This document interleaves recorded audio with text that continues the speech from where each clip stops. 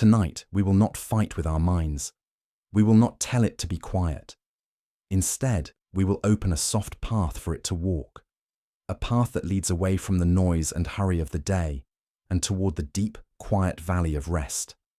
We will travel together into the heart of ancient Buddhist wisdom and discover powerful secrets that can change your inner life. These teachings are not rules to follow. They are quiet ways of seeing the nature of our own minds, whispers of truth that have helped calm worried hearts for thousands of years. We will explore them through stories that talk not to the busy thinking part of your brain, but to the quiet knowing that lies beneath it. We will learn to see our worries not as solid walls, but as passing mist. We will find a peace that does not depend on our circumstances, a stillness that can hold all the beautiful mixed-up parts of our lives. Welcome. Consider this space a safe, quiet place, a quiet room where you can set down the heavy things you have been carrying. There is nothing here you need to fix or figure out. Simply let these words be a gentle river carrying you toward the shores of deep and peaceful sleep. Our journey into deep rest begins by looking with kindness at the stories we tell ourselves. All day long, our minds are busy narrating our lives, explaining events, and practicing for the future. By the time we lie down to sleep, this inner storyteller is often at its most active, replaying conversations, looking over past mistakes, and making worried tales about tomorrow. We can become so lost in these stories that we forget they are just stories, mistaking them for real life itself. This is not a fault in your character. It is simply the nature of the mind that hasn't been trained to spin tales. The path to peace is not found by arguing with the storyteller, but by learning to listen with a gentle, open awareness, recognizing that we are the listener, not the story being told. There is an old story of a man who carried a heavy locked box on his back. He had carried it for so long that he no longer remembered a time when he was without it. The box was his constant friend, its weight a familiar pressure on his shoulders. He believed it contained all his past failures, his regrets, and his deepest sadness. Its presence shaped his every action. He walked with a slouch, his eyes often looking toward the ground, as if the weight of his past prevented him from looking up at the sky. When he tried to rest, he could find no comfortable position, for the box was always there, digging into his back. His friends, seeing his suffering, would offer advice. "Why don't you open the box and face what's inside?" some would say. But the man was too afraid. "The contents are too terrible to look at," he would reply. "It is better to keep them locked away." Others would suggest, "Why not simply put the box down?" But this seemed impossible to him. "This box is who I am," he would insist. "Without it, I would be nothing." So he continued his journey, growing more tired with each passing year, a prisoner to a burden he believed he could neither open nor let go of. One day, his travels brought him to a small, quiet monastery where an old master lived. The master saw the man's exhaustion and the great weight he carried and invited him to sit for tea. As they sat in the peaceful garden, the master did not ask about the box. Instead, he spoke of the clouds drifting overhead, of the way the wind moved through the bamboo, of the not-lasting beauty of the present moment. For the first time in years, the man felt a tiny bit of peace. The master's presence was so calm, so accepting, that the man found the courage to speak of his burden. The master listened patiently, then said, "I cannot tell you what to do with your box, but perhaps you would be willing to simply set it on the ground beside you, just for the duration of this cup of tea." Hesitantly, the man agreed. With great effort, he unstrapped the heavy box and placed it on the mossy ground. The relief was immediate and profound. He felt a lightness in his shoulders he had not known was possible. As he drank his tea, he felt the sun on his face, unburdened. When the tea was finished, he looked at the box, now separate from him, and a new kind of curiosity arose, stronger than his fear. He found a small key on the chain around his neck. One he had forgotten was there. and with a shaking hand, he unlocked the box. He lifted the heavy lid, expecting to see all the dark and terrible things he had imagined for so long. But the box was completely empty. There was nothing inside but the faint smell of old wood. For a moment he was confused. Then a slow smile spread across his face and he began to laugh. A deep, rolling laugh of freedom. The weight he had been carrying all those years had not been the weight of his past, but the weight of his belief in its power. This story speaks directly to the nature of the burdens that keep us awake at night. Our worries, our regrets, our anxieties about the future, they feel so heavy, so solid, so real. We carry them around in the locked box of our mind, convinced that their contents are too terrible to look at and that putting them down is impossible. We believe, like the man in the story, that these burdens are an essential part of who we are. The teaching of Zen invites us to see that these stories are not as solid as they appear. They are mental habits, patterns of thought, repeated tales, and the weight comes not from the events of the past themselves, but from our continuous act of carrying them into the present moment. The past is over. The events are gone. All that remains is the story we keep telling ourselves. The future has not yet arrived. All that exists of it are the worried tales we spin in our imagination. The suffering is not in the reality, but in the story. This is a profoundly hopeful truth. If the burden is a story and not a solid thing, it means we do not have to be its prisoner. We can learn to set it down. We can find the key of awareness, unlock the box, and discover that what we feared was so powerful is in the end only thought. This realization does not mean that painful things have not happened. It means that our suffering is not the event itself, but our relationship to the event. By changing that relationship, by loosening our grip on the story, we can find a freedom and lightness we may have forgotten was possible. To practice setting down your own heavy box, you can begin with a gentle picture in your mind. As you lie here, allow your awareness to settle in your body. Now, bring to mind a worry or a story that has been weighing on you. It could be a concern about work, a regret from your past, or a worry about the future. Do not get lost in the details of the story. Simply acknowledge its presence and notice how it feels in your body. Notice the tightness, the squeezing, the feeling of weight it creates. Now imagine that this entire story with all its thoughts and feelings is contained within a physical object. It could be a heavy stone, a locked chest, or a backpack filled with rocks. In your mind's eye, see yourself carrying this object.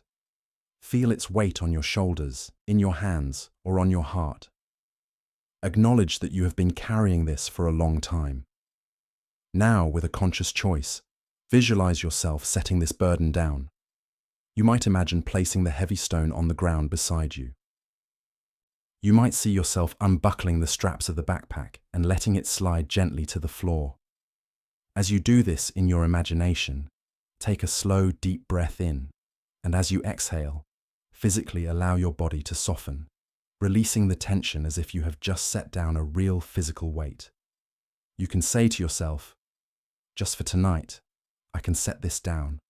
I do not need to carry this while I rest." The story will likely try to take you back. The mind will want to pick the burden back up. That is its habit. When this happens, simply repeat the process. Acknowledge the story. See it as the heavy object and gently, patiently set it down again. Each time you do this, you are weakening an old habit and strengthening a new one, the habit of letting go. You are reminding yourself that you are not your burden. You are the one who has been carrying it, and therefore you are the one who has the power to set it down. We continue our journey by exploring the nature of effort. Having seen how we can set down the heavy stories of the mind, we can now look at the subtle way we approach rest itself. We often treat sleep as a goal to be achieved, a problem to be solved through force of will. This turns our bed into a battlefield where we struggle against our own wakefulness. This striving, this effort to make sleep happen, is a form of tension that is the very opposite of the surrender that rest requires. The wisdom of Zen introduces us to a more graceful way, the art of trusting the natural rhythm of things. There is a story of a young gardener who was given a small plot of land and a collection of rare and beautiful flower seeds. He was told that these flowers, if they bloomed, would produce a fragrance that could bring peace to the entire village. The young gardener was filled with a sense of great purpose and responsibility. He planted the seeds with immense care, and then he began to wait. But his waiting was not patient. It was worried and filled with effort. Every morning he would rush to the garden to see if the seeds had sprouted. He would poke at the soil, trying to see if anything was happening beneath the surface. He believed that the more he worried and the more he hovered, the faster the plants would grow. When the first green shoots finally appeared, his anxiety only increased. He was convinced they were not growing fast enough. "I must help them," he thought. He would gently pull on the tiny sprouts, trying to stretch them taller. He would cup his hands and blow warm air on them, believing his own breath could speed their progress. He rearranged the stones in the garden a dozen times a day, convinced there must be a perfect arrangement that would encourage the flowers to bloom.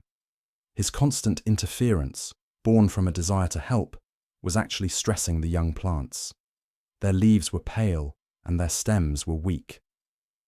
One day, the old woman who lived at the edge of the village, who was known for her magnificent garden, came to see his progress. She saw the young man frantically tending his struggling plants, his face a mask of worried effort. She watched him for a long time in silence. Then she said, "You love these flowers very much, but you are loving them to death." The young gardener was confused. "But I am doing everything I can to make them grow," he protested. "I give them all of my attention." The old woman smiled. "You are not giving them attention," she said gently. "You are giving them your anxiety. A plant does not grow because you pull on it. It grows because you provide the right conditions for it to grow on its own. It needs good soil, the right amount of water, and the warmth of the sun. But most of all, it needs you to trust it. It needs you to leave it alone so it can do what it knows how to do. Your only job is to create a safe and nourishing space, and then to wait with a patient heart. The blooming is not your work. It is the work of the flower." The young gardener story is the story of our struggle with sleep. We are the worried gardener, and sleep is the delicate flower. We cannot force it to bloom by pulling on its petals. In fact, our very effort to control the process is what prevents it from unfolding naturally. The checking of the clock, the frustration with our wakefulness, the mental calculations of how much sleep we are losing, these are all forms of pulling on the sprouts. They create a state of mental and physical excitement that makes surrender impossible. The wisdom of the old gardener invites us to a profound shift in our approach. Our job is not to fall asleep. Our job is to create the conditions that are most conducive to rest. Sleep is the natural result of these conditions, a blooming that happens on its own when we stop interfering. This is a practice of profound trust. It requires us to trust in the deep wisdom of our own bodies, which have an innate capacity for rest and renewal. We must trust that, like the seed, our body knows exactly what to do if we simply provide it with the right environment, a quiet space, a comfortable surface, and most importantly, a mind that is not at war with the present moment. By letting go of the goal, we allow the process to unfold. By stopping our efforts to control, we open the door to natural surrender. To practice becoming a wise gardener for your own rest, begin by consciously letting go of the need for any particular outcome. Your only intention for this time is to provide your body and mind with the best possible conditions for rest. That is all. The outcome is not your responsibility. Start by tending to the soil of your body. Gently bring your awareness to the physical sensations of being here. Feel the texture of the sheets against your skin. Notice the temperature of the air. Feel the gentle support of the mattress beneath you. These simple, direct sensations are the good soil, They anchor you in the present reality, away from the worried stories of the mind. Now offer your body the gentle water of your breath. Do not try to breathe in any special way. Simply follow the natural, easy rhythm of your breathing. Feel the breath as it enters and feel it as it leaves. Each breath is an act of nourishment, a gentle watering of your nervous system, inviting it to soften and release. Finally, offer the warmth of the sun, which is your own kind attention as you lie here. Whatever arises in your experience, meet it with a warm and accepting awareness. If your body feels tense, just notice the tension with kindness. If your mind is busy, notice the business with a gentle patience. You are not trying to fix anything. You are simply creating a warm, safe, accepting space. You can use a silent phrase to support this attitude. As you breathe in, you might say to yourself, I am creating the conditions for rest. As you breathe out, the rest will come in its own time. You are the gardener. You have planted the seeds of your intention to rest. You have prepared the soil of your body. You have watered it with your breath and warmed it with your kindness. Now your work is done. All that is left is to trust the flower. Let us pause here for a moment. Feel the gentle rhythm of your own breath, a quiet anchor in the flow of time. Allow your body to soften, releasing any tension you might be holding. Let the edges of your day melt into this quiet space of rest. Our journey now brings us to the importance of finding our center. So much of our modern life pulls our energy upwards and outwards. Our attention is constantly drawn out to screens, to sounds, to the demands of others. Our mental energy gets concentrated in our heads, caught in the endless loops of thinking, analyzing, and worrying. This can leave us feeling shaky, scattered, and top-heavy like a tree with no roots. At night, when the external distractions fall away, this feeling of being off-center can grow, turning into a floating worry. We feel untied, adrift in a sea of thoughts. The wisdom traditions of Zen teach that true stability and calm are found not by engaging with the chaos in the head, but by dropping our awareness down into the quiet, solid center of the body. There is a story of a young archer who had achieved flawless technical skill in his own courtyard. His aim was perfect. He could hit the center of a distant target every time and could even perform the legendary feat of splitting his first arrow with a second. He was proud of his skill and believed himself to be a great master. Hearing of an old Zen master who lived high in the mountains and was also renowned for his archery, the young man decided to challenge him to prove his own superiority. He found the master's simple home and with great confidence demonstrated his incredible skill, splitting one arrow with the next. There, the young man said with pride. Let us see if you can match that. The old master simply smiled and motioned for the young man to follow him. He led him up a steep mountain path higher and higher until they came to a deep, terrifying gap. A single weathered log lay across the gap, serving as a shaky bridge. Far below the bottom of the gap was lost in shadow. Without a word, the old master calmly walked out to the center of the swaying log. He drew his bow, aimed at a tree on the far side, and let his arrow fly. It struck the tree with a clean, direct hit. Then he walked back to solid ground. Now it is your turn, he said. The young archer approached the edge of the gap and looked down. A wave of dizziness and terror washed over him. His mouth went dry and his legs began to tremble. The technical skill that had made him so confident moments before seemed utterly useless in the face of this primal fear. He tried to step onto the log, but his body refused. His hands shook so violently he could not even hold his bow steady, let alone aim it. The master watched this display with compassion. You have great skill with the bow, he said gently, but you have little skill with the mind that lets loose the shot. The archer's journey to the gap is the journey we take every night when we lie down to sleep. Our daily life is the practice courtyard. We may develop great skill at managing our lives, at being productive and efficient.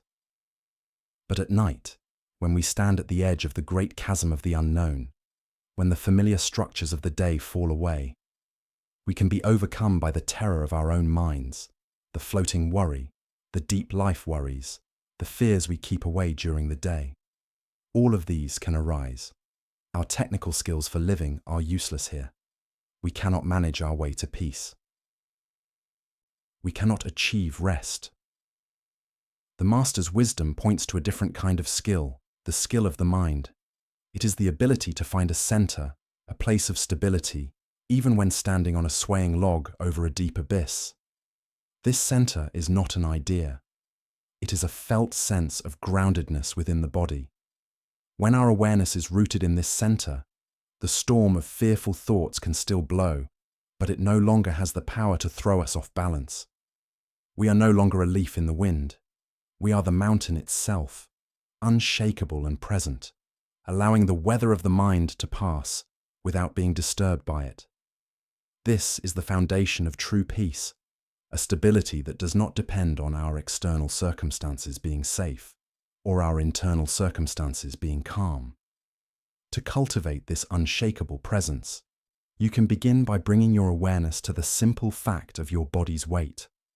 As you lie here, feel the pull of gravity. It is a constant, steady, reliable force. It is holding you. You do not need to hold on. Let your attention be drawn to the heaviest parts of your body. Feel the weight of your head on the pillow. Allow it to be truly heavy to release completely. Feel the weight of your shoulders sinking into the mattress. Feel the weight of your hips and your legs.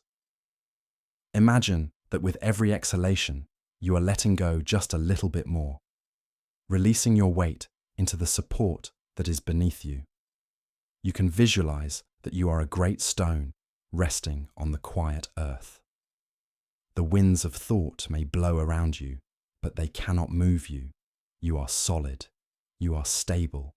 You are still. Or you can imagine that you are a great tree, and with each exhalation, you are sending roots down deep into the earth, down through the mattress, through the floor, deep into the quiet, dark, stable earth. Feel this connection to something solid and vast. You are not a small worried mind floating in the dark. You are a mountain. You are a tree. You are rooted and grounded in the very center of your own being. Let this feeling of stability be your refuge. No matter what storms may pass through your mind, you can always return to this felt sense of groundedness. This is your center, and it is always available too. Having found a sense of groundedness in our center, we can now look at the contents of our minds with a softer, kinder gaze. So often, what keeps us awake at night is the voice of our own inner judge. As the world goes quiet, this internal critic can become loud, replaying the day's events and pointing out every mistake, every perceived failure, every moment we fell short of our own ideals. We lie in bed and check our performance, holding ourselves up to a standard of perfection that we would never demand of a friend. This never-ending self-criticism is exhausting. It creates a state of inner fighting that is the enemy of rest. Zen wisdom offers a powerful antidote to this poison of perfectionism. It is the gentle and profound teaching of embracing our own ordinary, imperfect, and genuine nature. There is the story of a man who was born the eldest son of a wealthy and respected scholar. He was expected to follow in his father's footsteps to live a life of luxury, status, and intellectual accomplishment. But this life felt like a cage to him. Upon his father's death, he inherited a great fortune, but the wealth felt like a heavy burden. So he did something that shocked everyone. He gave away every last coin, every piece of silk, every precious object. He changed his name to Great Fool and began to wander the country as a simple monk seeking a truth that wealth and status could not provide. For years he lived in extreme simplicity. His robe was made of discarded patches, and he owned only a single bowl which he used for everything, for eating, for washing, for mixing his ink, for calligraphy. To the world, he looked like a failure, a man who had lost everything. But Great Fool had discovered a profound joy. He loved what was simple, what was real, what was genuine. Most of all, He loved the company of children because they had not yet learned to be false. He would spend his days playing hide and seek with them in the temple grounds. He disliked what he called the poetry of poets and the cuisine of cooks, meaning he disliked the self-conscious show-off quality of people who were too aware of their own skills. He preferred the simple, honest taste of a plain rice ball and the spontaneous song of a child. One day, a visitor asked him why, after achieving a deep spiritual realization, he chose to live such a foolish and ordinary life. Great Fool simply smiled. "When you try to be special," he said, "you become a prisoner. When you are willing to be a fool, you become free." Great Fool's wisdom is a deep and healing medicine for the modern mind, which is so often affected by the disease of spiritual pride and the need to appear special. We want to be good at meditation. We want to be seen as caring, as wise, as having it all together. This creates a subtle but constant performance anxiety. We are always on stage, and our inner critic is the harshest judge in the audience. The teaching of Great Fool is an invitation to come down from the stage. It is the permission to be ordinary. It is the profound realization that our true nature is not something we need to achieve or perform. It is already here in our simple, flawed, genuine humanity. True wisdom is not about becoming a perfect, flawless statue of a saint. It is about becoming like Great Fool, so comfortable in your own skin that you are not afraid to be seen as simple, as ordinary, even as a fool. This is not a lowering of our standards. It is a radical act of self-acceptance. It is ending the inner war when we can accept our own foolishness, our own mistakes, our own imperfections with a gentle and loving heart. The voice of the inner critic begins to lose its power. We discover a peace that is not based on our performance, but on our very being. To practice embracing your own genuine, imperfect self, you can begin by bringing to mind the character of Great Fool. Imagine his simple patched robe, his single bowl, his joyful and natural presence with the children. Now, gently bring your awareness to a part of yourself that you often judge. Perhaps it is a habit you dislike, a personality trait you wish were different, or a memory of a time you acted in a way you now regret. See this part of yourself clearly. Feel the familiar sharp pain of self-criticism that might arise. Now, instead of turning away in judgment, imagine you could look at this part of yourself through Great Fool's eyes. Can you see the simple humanity in it? Can you see it not as a flaw to be eliminated, but as part of your authentic, complicated, and genuine being? Instead of harsh criticism, you can offer a silent phrase of acceptance. You might say to yourself, "This too is part of my human journey," or "I can be with this part of myself with kindness." Or you can simply offer it a gentle inner smile, the kind of smile Great Fool might have offered a child who had just stumbled and fallen. You are not saying harmful behavior is okay. You are simply letting go of the self-hatred that creates so much inner turmoil. Just for tonight, you can give yourself permission to be nobody special. You do not need to be perfect. You can let go of all the pictures of who you think you should be and simply rest in the quiet truth of who you are, a simple, ordinary, and perfectly imperfect human being. In this acceptance, there is profound rest. Let's pause here again just for a moment. Take a slow, deep breath. Let the air fill your lungs completely, and then release it with a gentle sigh. Feel your body sinking a little deeper into the surface that supports it. Let go of the day. Let go of the need to be anywhere else. You are here in this quiet space, and that is enough. As we learn to accept our own imperfections, we can turn our attention to one of the most fundamental truths of existence, a truth that once embraced can dissolve a vast amount of our anxiety. It is the teaching of impermanence, that everything changes. Our minds instinctively try to create a sense of solid ground in a world that is constantly shifting.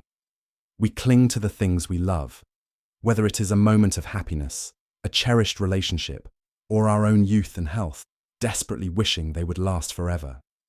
This clinging is a source of profound tension. We live with a subtle, underlying fear of loss. At night, This can show up as anxiety about the future, a worry that the stability we have now might be taken away. We also cling to our pain, our identities, and our stories, afraid to let them go. The Buddha's teaching on impermanence is not a pessimistic statement that everything fades. It is a freeing invitation to stop resisting the natural, graceful flow of life. There is a story of a young meditation student who approached his practice with tremendous sincerity and effort. For several weeks, however, he found himself struggling. His mind felt scattered, his body ached, and every time he sat on his cushion, he felt only frustration. One morning, unable to bear it any longer, he sought out his teacher, who was peacefully weeding the temple garden. "Teacher," the student said, his voice full of despair, "my practice is horrible. My mind is a storm of distraction. My legs hurt and I feel no peace at all. I am failing completely." The old teacher looked up from the soil, his eyes calm and clear. He listened to the student's complaints without judgment, then said simply, "It will pass." The student was a little taken aback by this brief response, but having nothing else to say, he returned to his practice. Over the next week, a change began to occur. The distractions started to lessen. His body settled into the posture, and moments of deep, beautiful calm began to appear in his meditation.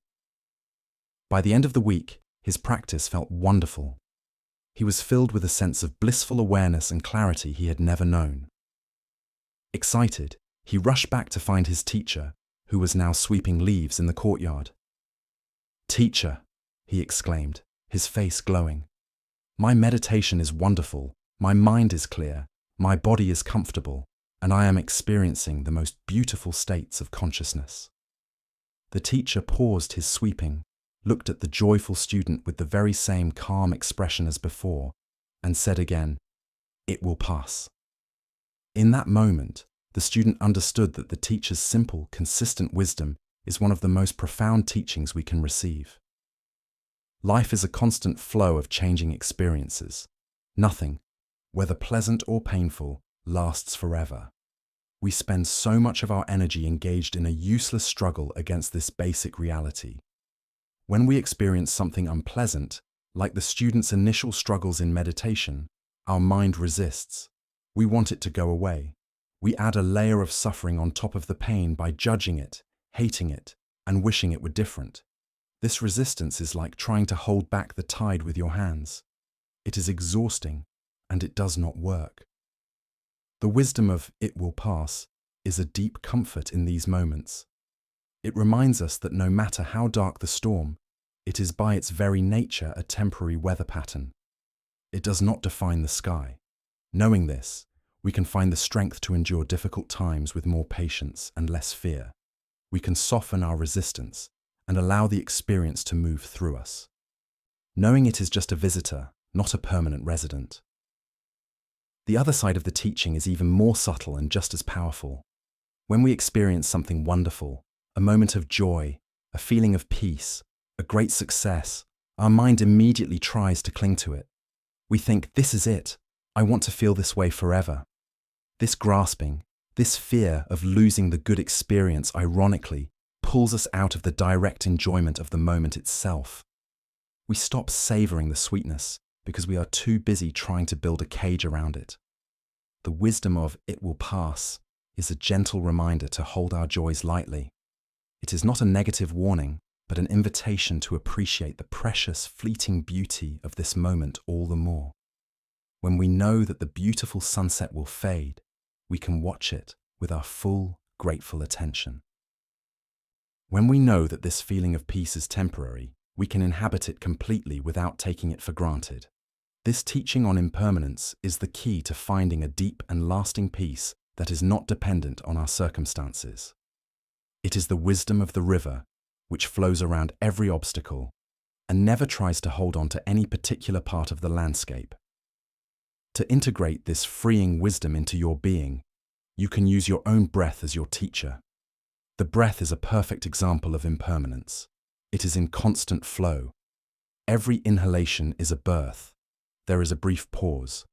Every exhalation is a death, a letting go which creates the space for the next inhalation to arise. You cannot hold on to the breath. To try to hold the in-breath is to suffocate.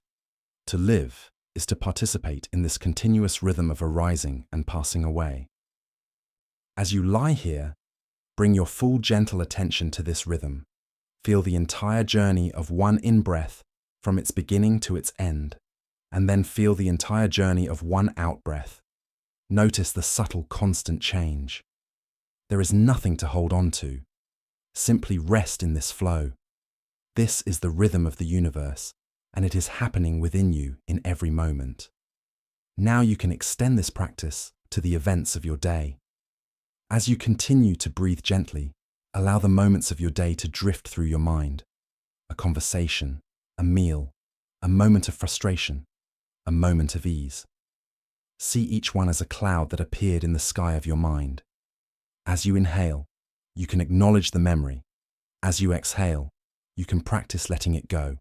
You are not trying to erase it or push it away. You are simply acknowledging that its time is over. It has passed. Let your exhale be a gentle release of your grip on the past. This practice is particularly helpful for pleasant moments that your mind wants to cling to, and for unpleasant moments that your mind wants to resist.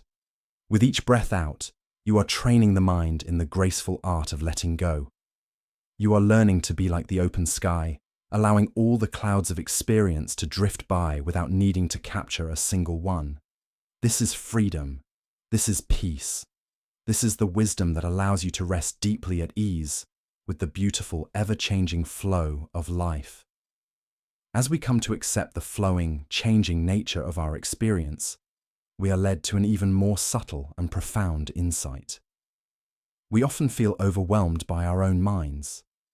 The sheer volume of thoughts, memories, worries, and plans can feel like a dense, crowded, and sometimes suffocating inner world. We experience our thoughts as being very solid and very real, and most importantly, we experience them as being me. We believe that we are the thinker of the thoughts, the voice in our head. This identification can make us feel trapped as if we are locked in a small room with a relentless commentator. Zen practice invites us to question this assumption, to look for the space behind the content, the silence that holds the noise. This is the gateway to understanding the freeing wisdom of emptiness. The ancient sage Chuang Tzu once had a dream. In his dream, he was a butterfly, a beautiful, carefree butterfly, fluttering from one flower to another. He was so completely the butterfly that he had no memory at all of being Chuang Tzu the man. He felt the sun on his wings, tasted the nectar of the flowers, and danced on the breeze. He was perfectly happy, being nothing other than a butterfly. Then suddenly he woke up and there he was, undeniably Chuang Tzu lying in his bed. But as he became fully awake, a profound question arose in his mind. A question so deep it shook the very foundations of his reality. He sat up and wondered, was I Chuang Tzu dreaming I was a butterfly, or am I now a butterfly, dreaming that I am Chuang Tzu? The question was not a clever riddle. It was a genuine inquiry into the nature of identity.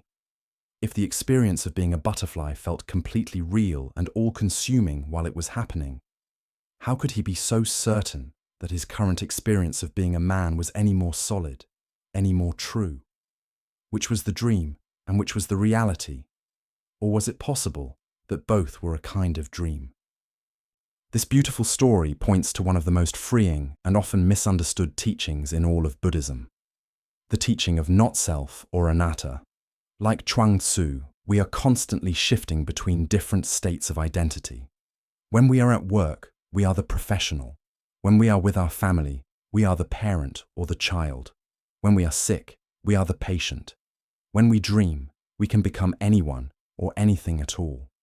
Each of these identities feels real while we are in it. But which one is the real you? The teaching of not-self suggests that none of them are.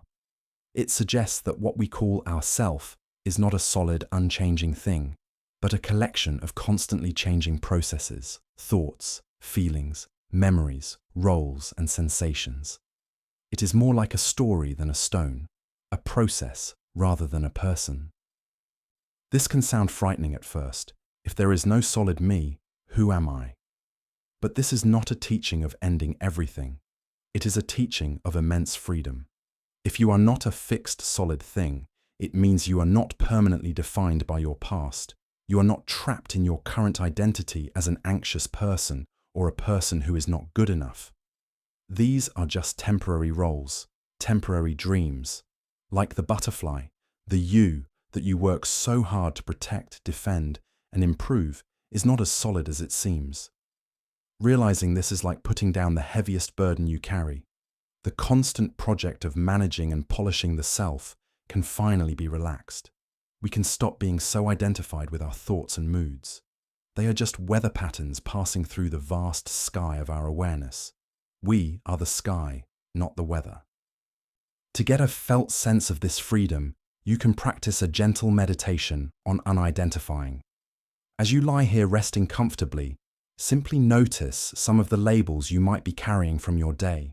Perhaps you are wearing the identity of a tired person, or a person who had a difficult day, or a person who is worried about tomorrow. Just notice these labels as thoughts, as stories. Acknowledge them gently. Now in your mind, you can perform a simple ritual of letting go. You can imagine that each of these identities is a piece of clothing. You can see yourself gently taking off the heavy coat of the warrior and setting it aside. You can imagine unlacing the tight shoes of the planner and letting your feet be free. Just for tonight, you do not need to wear these costumes. As you set each identity aside, ask yourself what remains. Do not search for a clever answer. Just rest in the quiet, simple feeling of presence that is left. This quiet, aware presence is not a role. It has no name and no story. It is the silent witness to all the changing costumes. It is the dreamer that dreams of being both a man and a butterfly. By gently loosening your grip on who you think you are, you can rest as what you truly are, a spacious, peaceful, and free awareness. Just for tonight, let go of the exhausting work of being you. There is nothing you need to live up to. There is no one you need to be. Simply rest. Let's pause here again, just for a moment. Feel the quality of this present moment.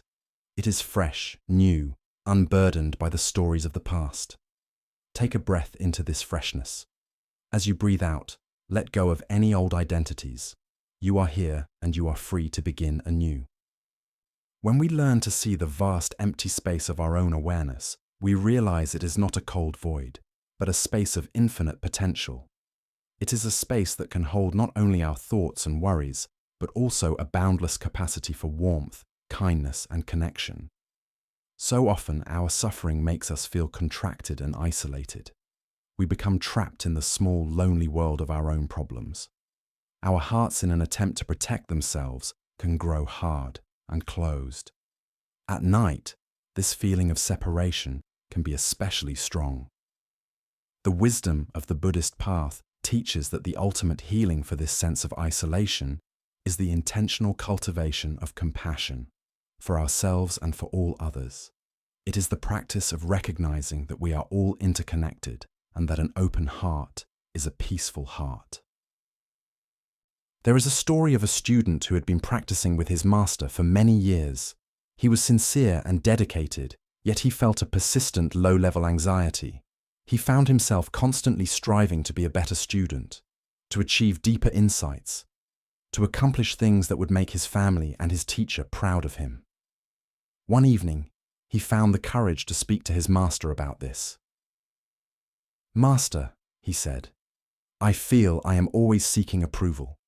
I want my family to be proud of me, so they will have more reason to love me. And I want to feel their love, so that I can finally feel that I have a reason to love myself. Is this a common problem?"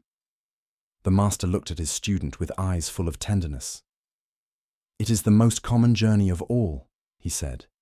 "We look outside for a reflection of our own worthiness. We believe we must earn the right to feel at peace with who we are. But one day I realized I could ask a different question. I asked myself, What if I could bypass all that?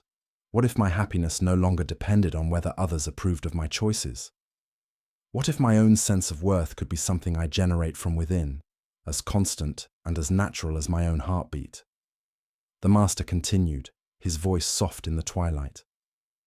I began to see that my desire for their pride was a conditioned habit, like a firefly that appears in the darkness. I could watch it flicker, but I no longer had to believe it was the sun.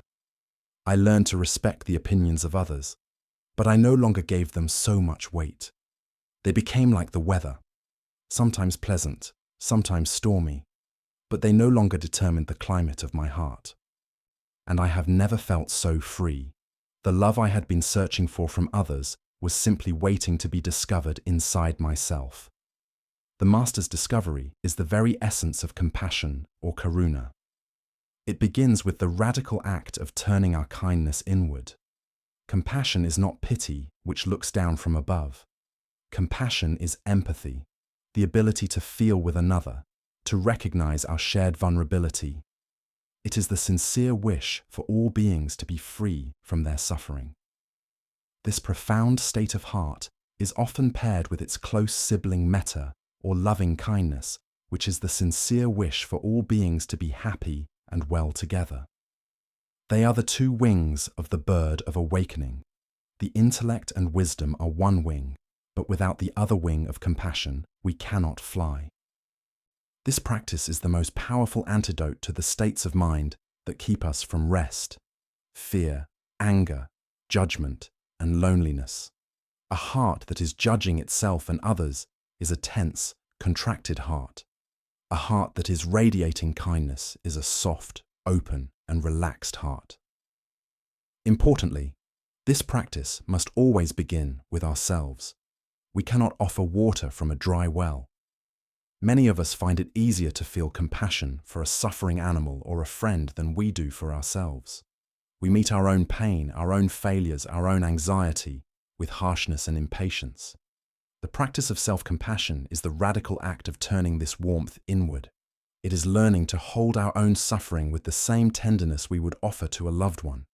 When we can do this, when we can be a true friend to ourselves, the feeling of anxious isolation begins to dissolve, and a deep sense of peace can take root, to begin watering the seeds of compassion in your own heart. You can practice a simple loving-kindness meditation as you prepare for sleep. This practice is not about forcing a feeling, but about gently setting an intention. The sincere wish is what matters. Find a comfortable position, and if it feels natural, place a hand over the center of your chest. This physical gesture can be a reminder of tenderness. Begin by offering the kindness to yourself. Silently, slowly repeat these phrases in your mind, letting them be a gentle wish, a soft prayer. May I be safe. May I be happy. May I be healthy. May I live with ease. As you repeat the phrases, just allow whatever feelings are there to be there.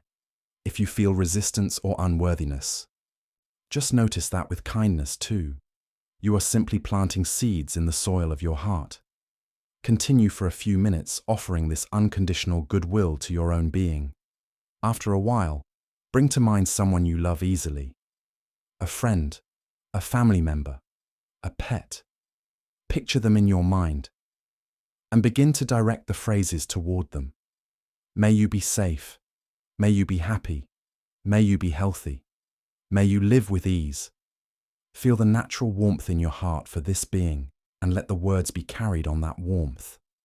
Then if you feel able, you can expand the circle. You can bring to mind a neutral person, perhaps a neighbor or a co-worker. Offer them the same wishes. Then you can think of all the people in your home, in your city, in your country. Finally, you can extend this wish to all beings everywhere without exception. May all beings be safe. May all beings be happy. May all beings be healthy. May all beings live with ease. This practice gently dissolves the walls of separation we build around our hearts. It connects us to our shared humanity and our shared wish for peace. It is a soft and gentle way to fall asleep, wrapped not in the cold blanket of worry, but in the boundless warmth of an open and loving heart. As we learn to hold our own being with warmth and kindness, we can approach our minds with a new sense of possibility. Often our inner world can feel like a chaotic wilderness, a tangled jungle of thoughts and emotions over which we have no control. We feel we are at the mercy of whatever mood or worry happens to arise, especially in the vulnerable quiet of the night. This feeling of helplessness is a great source of anxiety. But the Buddha's teachings offer a different perspective. They teach that we are not the helpless victims of our minds. We are its gardeners. We may not be able to control the weather or stop every weed seed from blowing in on the wind, but we absolutely have the power to cultivate the soil, to nourish the plants we wish to grow, and to gently remove the weeds that choke the life from the garden. This is the practice of cultivating skillful states of mind. There is a story of a young queen who inherited a kingdom that was famous for its magnificent royal garden. But the garden had been neglected for decades. When the queen first walked into it, her heart sank. What was once a place of beauty and harmony was now a dense thicket of thorny, invasive weeds. Poisonous vines choked the life out of once beautiful rose bushes. Prickly shrubs blocked the paths. The fruit trees were weak and barren, starved of sunlight. The queen's first instinct was to despair. The task of restoring the garden seemed impossible. She called for the oldest royal gardener, a woman who had served the queen's grandmother and still held the memory of the garden's former glory. "This is hopeless," the young queen said, gesturing to the chaos. "We would need an army to fight all these weeds." The old gardener smiled. "Fighting is part of it, Your Majesty," she said. "But the secret to a beautiful garden is not just in what you pull out. It is in what you put in. It is about understanding what makes the weeds grow and what makes the flowers flourish." For many months, the old gardener taught the young queen the art of wise gardening. She taught her that the thorny weeds thrived in hard, dry soil and harsh direct sunlight. But the flowers and fruit trees needed soft, rich soil, gentle water, and the dappled light of the afternoon. So their work was twofold. Yes, they spent time patiently and persistently pulling the weeds one by one, but more importantly, they spent time changing the conditions of the garden itself. They carried in rich soil to nourish the roots of the fruit trees. They watered the rose bushes with care. They planted larger trees to create shade, making the environment less friendly for the harsh weeds and more welcoming for the delicate flowers. Slowly, miraculously, the garden began to transform. As the flowers and trees grew stronger, they naturally began to crowd out the weeds. The garden's own vitality became its best defense. Soon the garden was once again a place of profound peace, beauty, and abundance. Not because every single weed was gone forever, but because the flowers were so well nourished that they had become the garden's dominant nature. Our mind is this royal garden. The unskillful states of mind are the thorny weeds.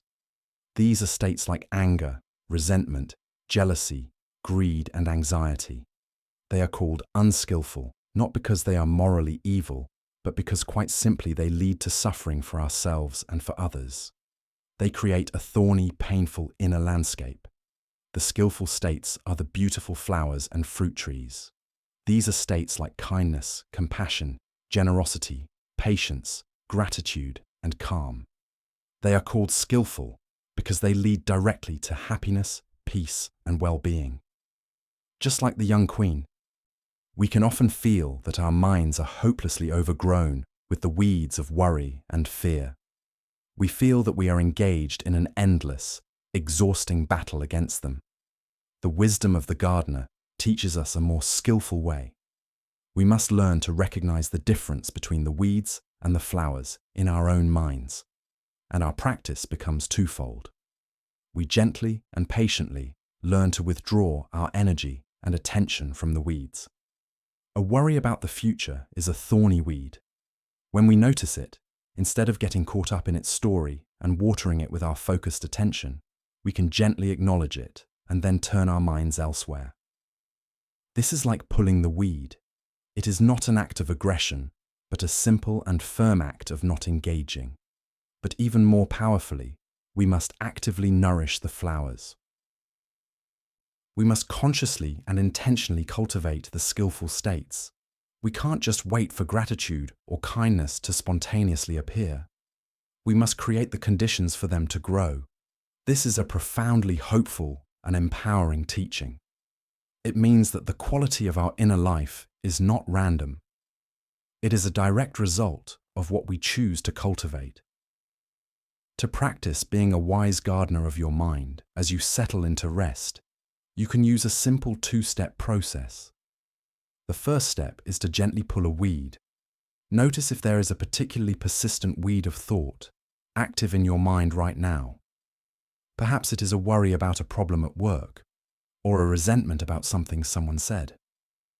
See this thought pattern clearly as a thorny weed that is causing you suffering. You do not need to fight it or hate it. Simply see it for what it is. Then make a conscious, gentle choice not to water it. Withdraw your attention from its storyline. You can say to yourself, "This is not a helpful path for my mind to take right now. I will not follow it." You might have to do this many times, just as a gardener has to pull the same type of weed over and over. Be patient and kind with yourself. The second and more important step is to consciously water a flower. Actively bring to mind something that represents a skillful state. The easiest and most powerful practice for this is gratitude. Scan through your day and find one small thing for which you can feel genuinely grateful. It does not have to be something big. It could be the taste of your morning coffee, a kind word from a friend, the feeling of the sun on your skin, or simply the comfort of your own bed right now. Hold this small memory in your mind. Do not just think about it. Allow yourself to feel the feeling of gratitude in your body. Let it be a warmth in your chest, a softening in your face. Water this seed of gratitude with your full attention for a minute or two. This simple act does more than just distract you from your worries. It actively changes the environment of your mind.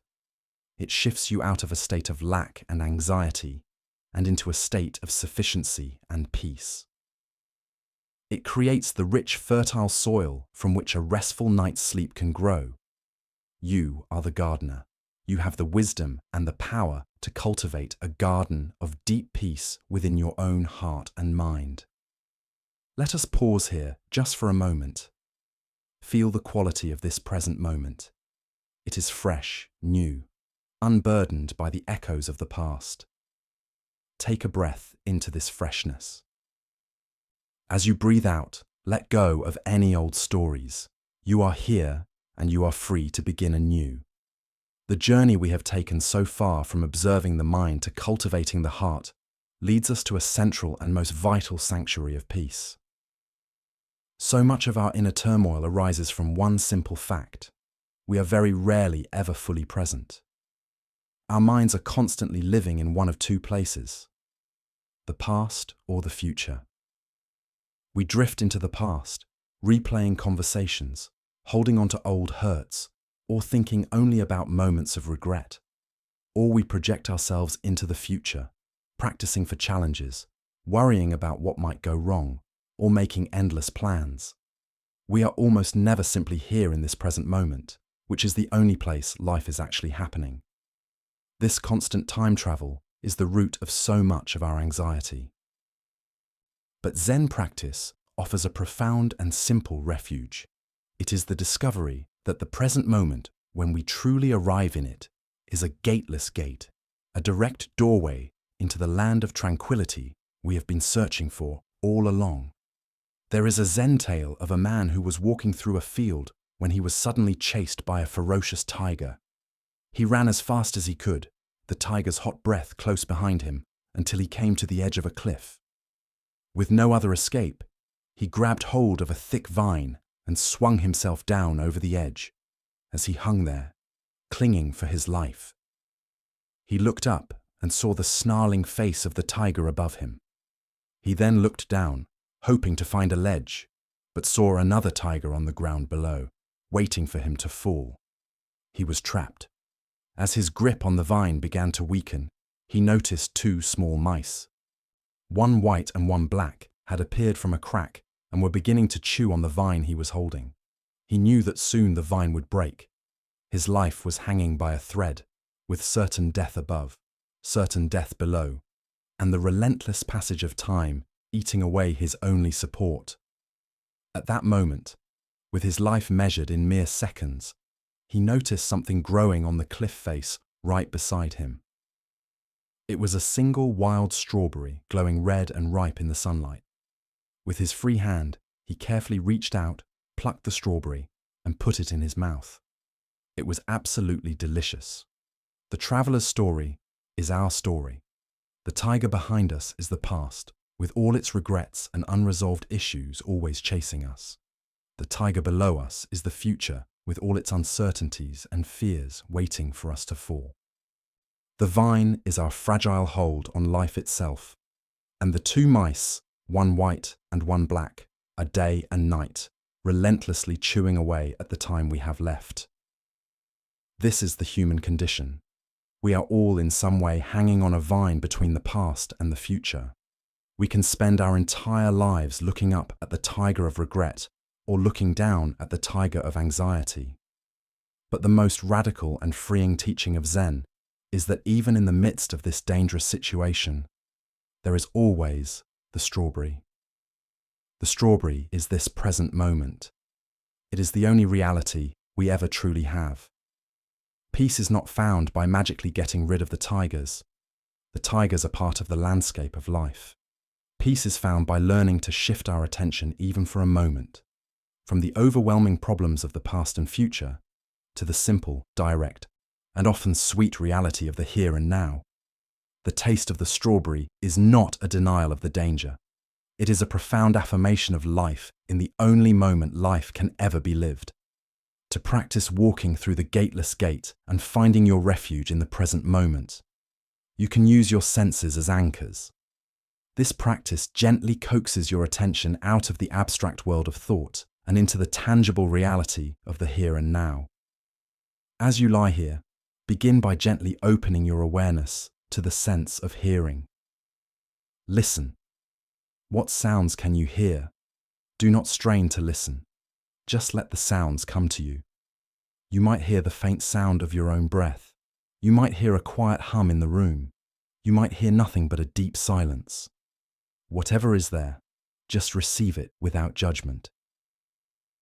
Let your awareness be like a vast open space in which these sounds arise and pass away. Now bring your awareness to the sense of touch. What can you feel? Notice the points of contact between your body and the bed. Feel the weight of the blankets upon you. Can you feel the sensation of the air on your exposed skin, on your face or hands? Can you feel the subtle internal sensations within your body, a feeling of warmth or coolness or tingling? Just rest your attention in this world of pure sensation without needing to label it or think about it. Just feel. Next, you can bring your awareness to the sense of smell. Without moving, can you detect any subtle scent in the air? Perhaps the clean smell of your pillowcase or the faint scent of the night air. It does not matter if you smell anything or not. The practice is in the gentle act of being open and receptive to the present moment through your senses. Each time you notice your mind has wandered off into a story about yesterday or tomorrow, see that as the traveler looking at the tigers again. Smile gently at this habit of the mind, and then kindly and firmly guide your attention back to the sound of the breath, back to the feeling of the blanket, back to the simple, undeniable reality of this moment. This is your strawberry, and it is always here. Welcome home. As we learn to rest in the simple open gate of the present moment, we begin to notice the patterns of our own minds with greater clarity. We may see that even when we are not lost in the past or future, certain repetitive thoughts and feelings arise again and again, like recurring melodies in a song. We can feel trapped by these habits of mind, as if we are the victim of a mysterious inner force that dictates our moods and our fears. This feeling of being stuck is a deep source of suffering. The wisdom of the Buddha offers a freeing perspective on this experience. It is the teaching of karma which reveals that we are not the passive victims of our minds, but the active creators of our inner world. One evening, a wandering thief broke into the home of a Zen master named Shichiri. The master was alone reading scriptures by candlelight. The thief brandished a sharp sword and demanded, "Give me your money, or I will take your life." Shichiri, completely undisturbed, looked up from his book. "Do not disturb me," he said calmly. "You can find the money in that drawer."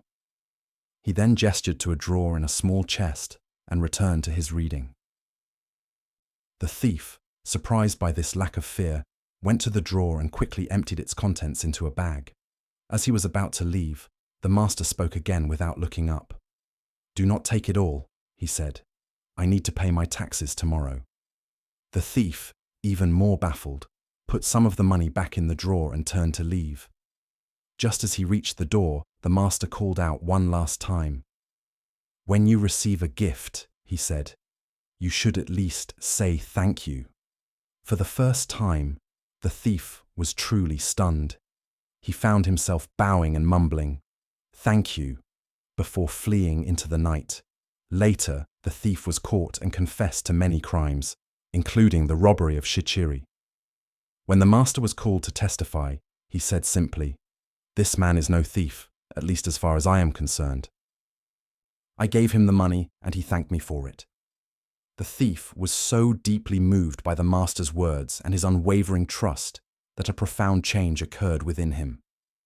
After he served his prison sentence, he sought out Shichiri and became his devoted student, living a life of peace and integrity until the end of his days.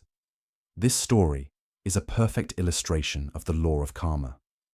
Karma is perhaps one of the most misunderstood teachings from the East.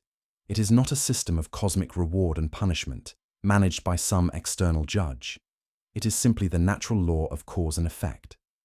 The master's action of treating the thief not as a criminal, but as an honorable person was a powerful cause.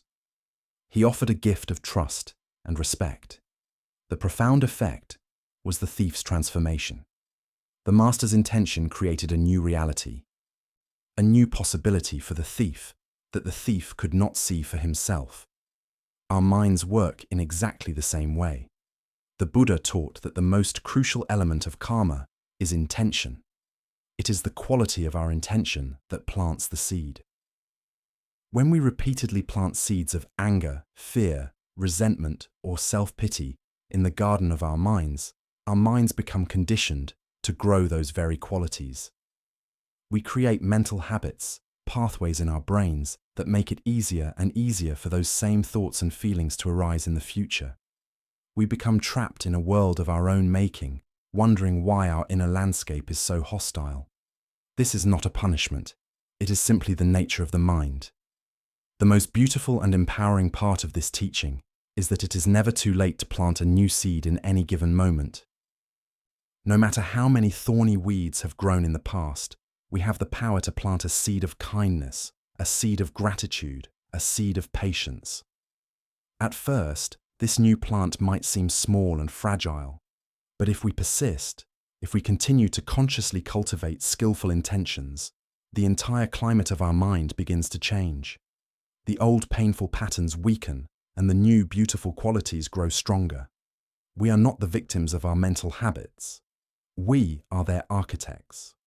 To work skillfully with karma as you prepare for rest, you can practice becoming the conscious creator of your own inner state.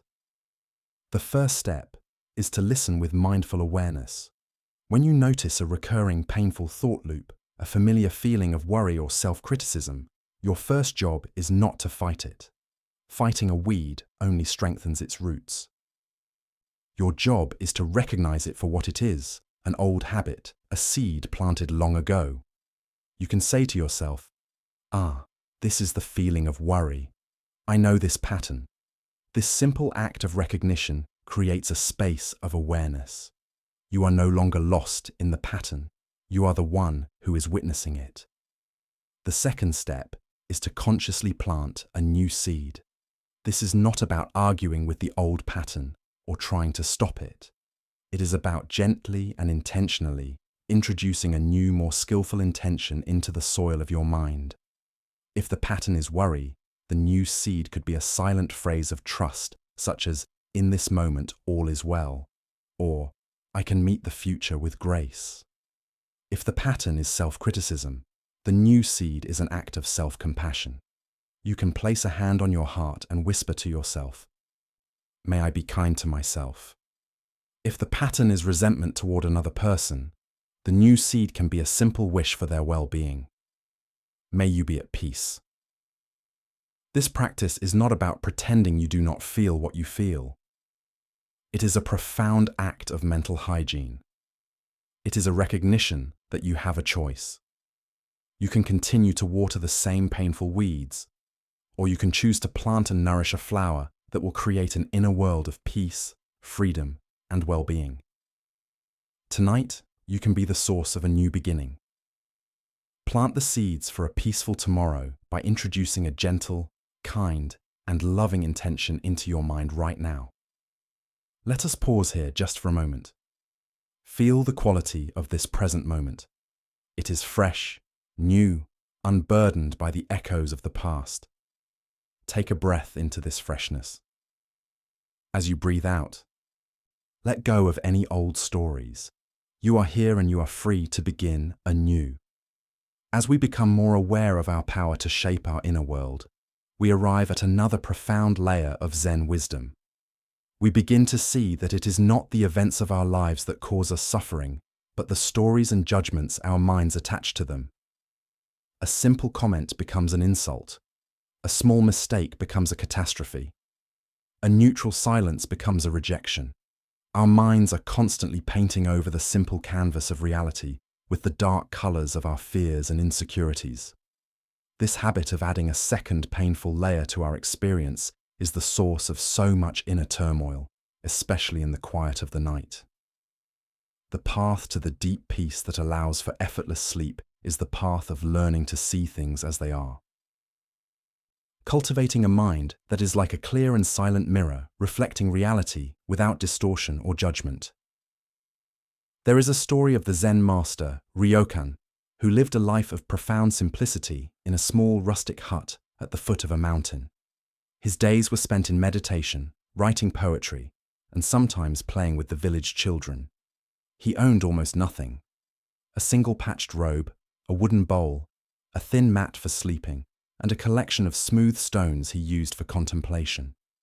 His poverty was not a burden to him. It was his freedom. One warm evening, while Ryokan was out walking, a thief broke into the hut. The thief was a desperate man, driven by hunger and hardship. He searched the tiny space frantically, but his frustration quickly grew to anger. There was nothing of value, nothing that could be sold for even a handful of rice. As the thief stood in the center of the hut, cursing his bad luck, Ryokan returned. The master was not alarmed or angry. He looked at the disheveled man with eyes full of a deep, sorrowful compassion. "You must have come a very long way to visit me," Ryokan said, his voice gentle and calm. "It is a shame that you should have to return empty-handed." Ryokan then untied the simple robe from his own shoulders. It was his only piece of clothing, old and patched, but it was all he had to give. "Please," he said, "take this as a gift." The thief was utterly stunned into silence. This was not the reaction he expected. He had come with threats and found only generosity. Awkwardly, without a word, he snatched the robe from the master's hands and fled into the darkness. Ryokan, now completely naked, sat down on the threshold of his hut. The cool night air touched his skin. He did not feel loss or violation. He felt only a quiet pity for the man who had left. He looked up through the bare branches of the trees at the brilliant full moon hanging in the night sky. A soft sigh escaped his lips. "Poor fellow," he mused to himself, his heart aching with a genuine wish. "I wish I could have given him this beautiful moon." This story reveals the nature of a mind that has found true peace. It is the mind of a clear mirror. In Buddhist teachings, there is the concept of the two arrows. The first arrow is the direct, unavoidable pain of life itself, a robbery, an illness, a loss. These things happen. They are the first arrow. The second arrow is the one we shoot into ourselves. It is our reaction to the first arrow. The anger, the resentment, the self-pity, the fear. The story we tell ourselves about how terrible and unfair it all is. For most of us, the pain of the second arrow is far greater than the pain of the first. The thief and the robbery were the first arrow for Ryokan. It was a simple factual event. But Ryokan does not shoot the second arrow. His mind does not create a story of grievance. There is no thought of, I have been wronged, that man was evil, or now I will be cold, because he does not shoot this second arrow of reaction. His mind remains spacious and clear. It is not stained by the event. This clarity allows him to respond not from a place of fear or anger, but from a place of profound compassion. He sees the thief's inner poverty, a poverty far greater than his own material lack.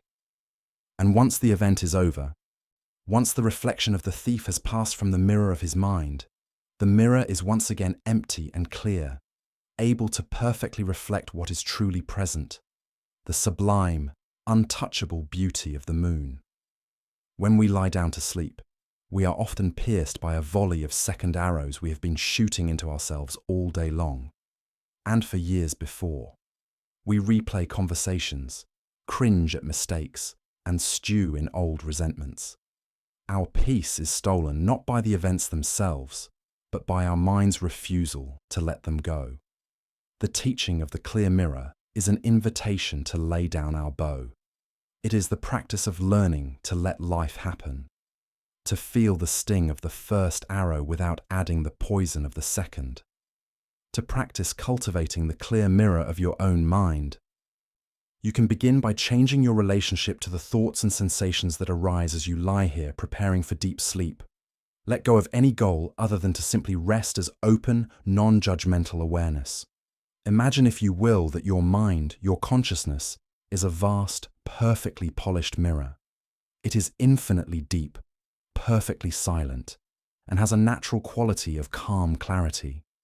It has been here your entire life, witnessing every experience.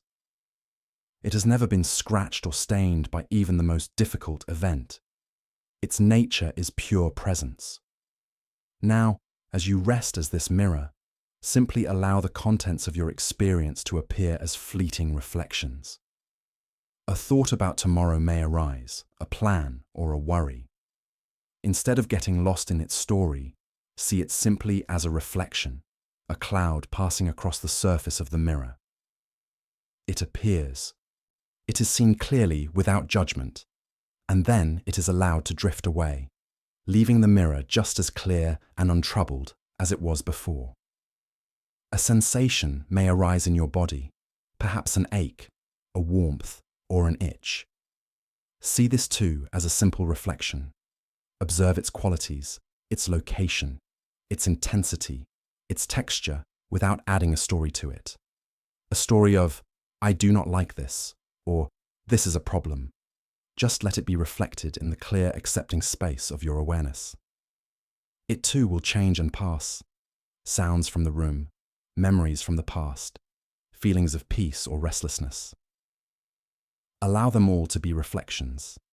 Your only practice is to remain as the mirror itself, silent, still, and fundamentally at ease. You will notice the mind's habit of wanting to grab onto the reflections, to analyze them, judge them, or push them away. This is the stickiness, the habit of shooting the second arrow. When you notice this happening, there is no need for criticism. Simply notice it, and then gently relax your grip.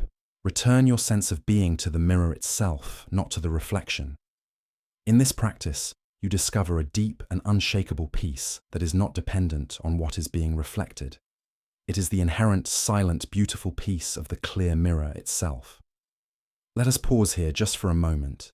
Feel the gentle rhythm of your own breath, a quiet anchor in the flow of time. Allow your body to soften, releasing any tension you might be holding. Let the edges of your day melt into this quiet space of rest. Having learned to see our mind as a clear mirror, we can find a deep and abiding peace that is not dependent on our circumstances. But what happens when a reflection is so powerful, so charged with emotion, that it seems to stain the mirror completely? What do we do when a powerful fear, a deep sadness, or a persistent anxiety arises and refuses to leave?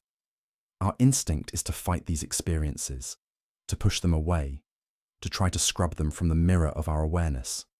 We declare an internal war, believing that our peace can only begin once these enemies are vanquished.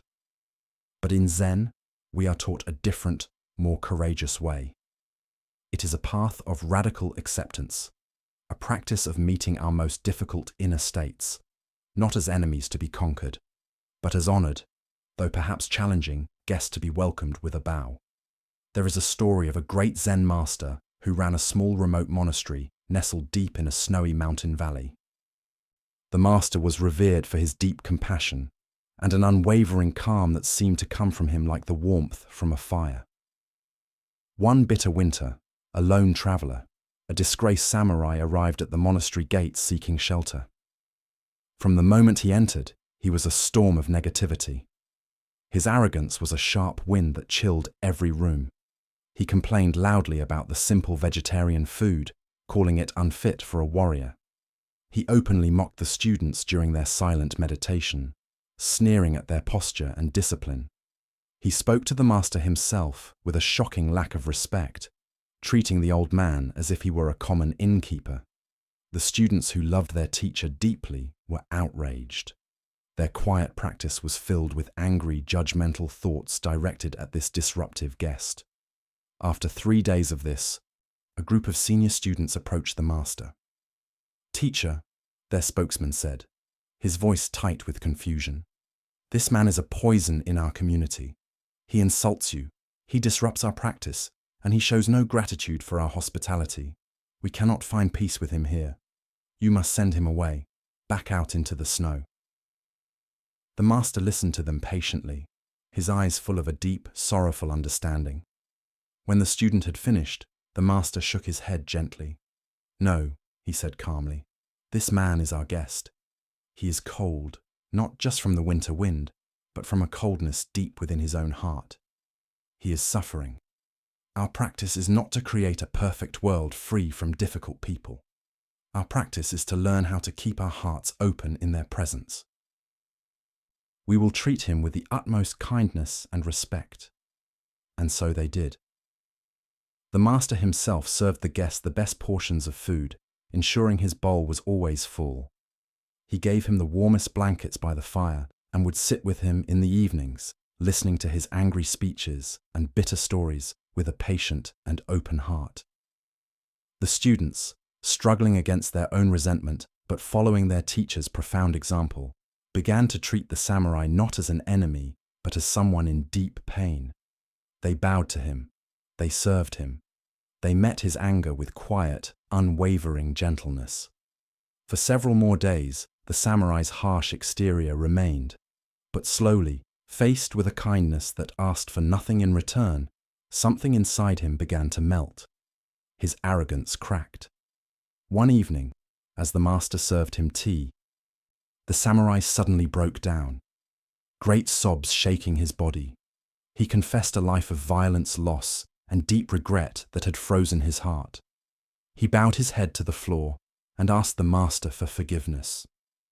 The master simply placed a hand on his shoulder. "There is nothing to forgive," he said. "You have been our guest." After the man left weeks later, a profoundly changed person, the students asked the master why he had shown such patience. The master replied, "Every person who comes to our door is a guest, but the most difficult ones, the ones who test our patience and challenge our peace, they are not just guests. They are our most important teachers. The master's wisdom shows us exactly how to work with the difficult guests who arrive in our own minds. Our anxiety, our fear, our sadness, our anger. These are our most challenging visitors. In the Buddhist tradition, these forces are sometimes personified as Mara, the tempter, the embodiment of everything that keeps us from peace. When Mara arrives, especially in the vulnerable quiet of the night, our first instinct is to act like the students. We want to throw him out. We lock the doors of our mind. We pretend we are not home. We brace ourselves against his pounding. We fight our anxiety with frantic distraction. We resist our sadness with forced positivity. We try to stop our fear with logic. This struggle, this internal battle against what we are feeling, is what creates so much tension.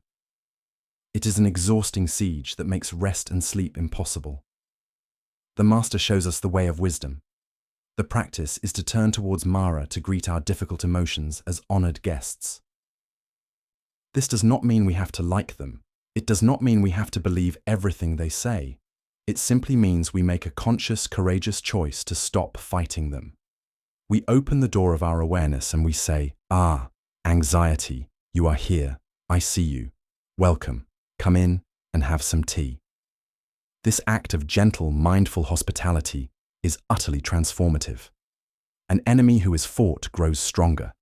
A guest who is honored and listened to eventually softens. When you stop fighting your fear, it often loses its monstrous power and reveals itself to be a frightened child. When you can sit with your sadness with a kind and open heart, it can deliver its message and move through you more freely. These difficult guests are our greatest teachers because they show us exactly where we are still stuck, where our hearts are still closed, where we are still at war with ourselves. By learning to meet them with kindness, we learn the deepest form of peace.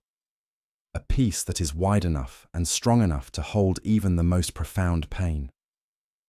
To practice welcoming your own difficult guests, you can use a meditation of compassionate hosting. As you settle into this time of rest, let your body be comfortable and let your intention be one of gentleness. First, simply acknowledge who has arrived. Gently scan your body and mind for any difficult guest that may be present tonight. Perhaps it is the guest of worry pacing back and forth in your mind. Perhaps it is the guest of loneliness sitting silently in your heart.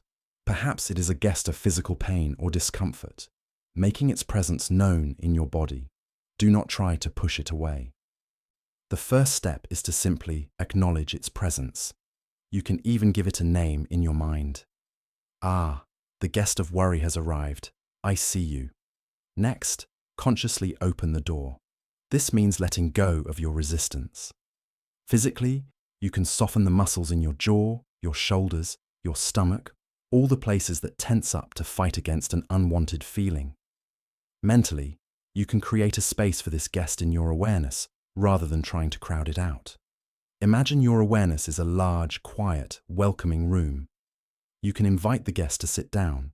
You are not celebrating its presence, but you are also not fighting it. You are simply allowing it to be. Now you can practice serving tea to this guest. Serving tea is a metaphor for offering it your gentle, mindful, friendly attention. You can bring your awareness to the physical sensations of this emotion. Where do you feel the worry in your body as a tightness in your chest, a churning in your stomach? Just feel the raw sensation without adding more stories. You can also offer it a silent phrase of kindness, just as the Master offered the guest a warm blanket. You might say to this feeling, "I see you are here. I know you are suffering." Or, "You are welcome to rest here for a while." Remember, you are the host, not the guest. The guest of worry may be loud and demanding, but it does not own the house. You do. By treating your own difficult states with this radical hospitality, you cease to be their victim. You become a compassionate host capable of holding any experience with a deep and unshakable peace, creating the perfect conditions for your entire being to finally rest. Let us pause here just for a moment. Feel the gentle rhythm of your own breath, a quiet anchor in the flow of time. Allow your body to soften, releasing any tension you might be holding. Let the edges of your day melt into this quiet space of rest. As we let go of the burden of the past and the future, we arrive at the final doorway to deep and lasting peace. It is the practice that underpins all the others. It is the final graceful act of letting go. It is the wisdom of surrender. In a world that prizes control, effort, and determination, the idea of surrender can sound like weakness or defeat. But in the context of Zen and the art of rest, surrender is an act of profound strength, wisdom, and trust. It is the recognition that some of life's greatest gifts, like sleep, love, and peace, cannot be seized through effort. They can only be received when we have the courage to open our hands and let go of our tight grip of control. There is a story of a young monk who sought solitude to deepen his meditation. He took a small boat out to the middle of a vast, tranquil lake far from the sounds of the monastery. He closed his eyes and began to meditate, savoring the perfect stillness. After only a few moments, he felt a sudden jarring bump. Another boat had collided with his. His eyes shot open, and a wave of irritation and anger rose within him. How could someone be so careless? How dare they disturb his precious peace? He turned, ready to shout at the person in the other boat, but he saw that the boat was empty. It had simply come loose from its moorings and had drifted silently across the lake, carried by the gentle current. In that instant, the monk had a profound awakening. His anger, which had felt so justified and real a moment before, had nowhere to go. There was no one to blame. The boat was empty. He realized that his anger did not come from the boat. It came from within him. The empty boat had simply bumped into a part of him that was already there, waiting to be disturbed. From that day on, whenever he met someone who angered or upset him, he would remind himself, the boat is empty. Our relationship with sleep is exactly like the monk's relationship with the empty boat. We lie in bed seeking perfect stillness, and when sleep does not arrive, we feel a bump. We become irritated, frustrated, anxious. We believe that sleeplessness is an adversary, an external force that is colliding with our desire for peace. We begin to shout at it, to fight with it, to blame it for our suffering. But the wisdom of this story invites us to see that the boat is empty. Sleep, or the lack of it, has no intention. It is an impersonal natural process, like an untethered boat drifting on a current. The anger, the anxiety, the frustration. It does not come from the sleeplessness itself. It comes from within us. It is our own resistance, our own attachment to a desired outcome that causes the suffering. The struggle is what keeps us awake. Surrender is the moment we realize the boat is empty. It is the moment we stop shouting. It is the moment we let go of the fight and allow things to be just as they are. This is the ultimate act of trust. It is a deep trust in the wisdom of your own body, which knows its own need for rest and knows how to find it. It is a trust in the rhythm of life, the natural cycle of day and night, of activity and rest. Surrender is not giving up. It is giving over. It is giving ourselves over to a power and a wisdom that is greater than our own anxious thinking mind. To practice this final act of surrender, let us bring our journey to its natural conclusion. There are no more complex instructions. There are no more techniques to master. The time for doing is over. The time for being has arrived. As you lie here, feel the full weight of your body. Feel how it is already held, already supported by the surface beneath you. The bed is holding you completely. You do not need to hold yourself. Begin by consciously giving permission for your body to let go. With your next exhalation, release the weight of your head and neck into the pillow. Let them be heavy. With your next exhalation, release the weight of your shoulders and your arms. Let them be completely limp. Breathe out and release the weight of your torso, your back, your hips. Feel yourself sinking, settling, releasing. And with a final, long exhalation, let go of the weight of your legs, your feet, your whole body, heavy, soft, and completely at rest. Now let go of control of your breath. You do not need to manage it. Your body knows how to breathe. Simply allow the breath to breathe itself. And finally, let go of your mind. Let go of being the observer. Let go of labeling your thoughts. Let go of all techniques, all effort. Let go of the need to get it right. Trust that you have done enough. You have planted the seeds. Now you must let the garden grow on its own. Simply lie back in the vast quiet darkness and trust. Trust in the night. Trust in the silence. Trust in your own capacity for deep healing rest. The boat is empty. There is no one to fight. Now just allow the great gentle lake of the night to hold you, to rock you, and to carry you effortlessly into the peaceful depths of sleep. Our journey through these gentle Buddhist teachings now comes to a quiet close. We have walked together from the restless shores of the thinking mind to the still deep waters of the heart. We have seen that our struggle is not with the world, but with our own resistance to its ever-changing flow. We have discovered that beneath the passing clouds of our thoughts and worries, the vast open sky of our own awareness is always peaceful and untouched. We have learned to be a wise gardener for our minds, to find beauty in our own imperfections, and to unburden ourselves from the heavy costume of a fixed identity. And we have arrived here at the gateless gate of the present moment, realizing that the peace we seek is not in a distant land, but in the simple, profound act of surrender. Remember that this path is not about adding something new to yourself, but about letting go of what hides the peace that is already here. You're not building a fortress of calm. You're simply clearing away the junk of old habits and mistaken beliefs so that your own natural quiet wellspring can flow freely. Think of yourself as a tired traveler who has been on a long and difficult journey, carrying a heavy pack upon your back. You have finally arrived home. This bed, this room, this present moment. This is your home. The journey is over for today.